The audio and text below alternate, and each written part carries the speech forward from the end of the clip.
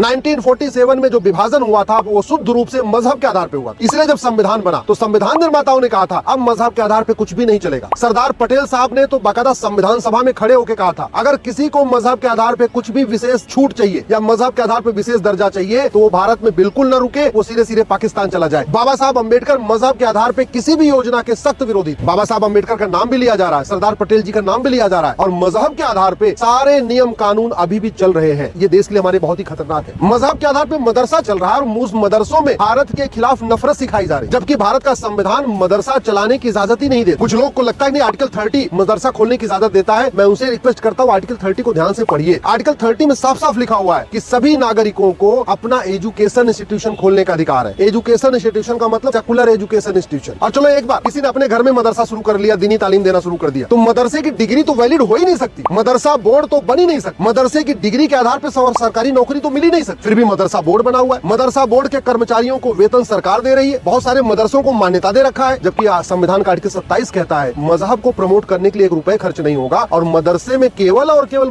मजहब को प्रमोट किया जाता है। मदरसे में सेकुलरिज्म प्रमोट नहीं किया जाता, मदरसों में संविधान की भावनाओं को नहीं पढ़ाया जाता और मदरसों में जो कॉन्स्टिट्यूशन के प्रीएम्बल में लिखा है इक्वलिटी, जस्टिस, लिबर्टी, फ्रेटर्निटी, ये नहीं सिखाया जाता। इसके बावजूद मदरसों को मान्यता दी जा रही है, मदरसों की डिग्री को वैलिड माना जा रहा है, मदरसों में पढ़े हुए लोगों को सरकारी नौकरी मिल रही है और पढ़ाने वालों को वेतन भी दिया जा रहा है।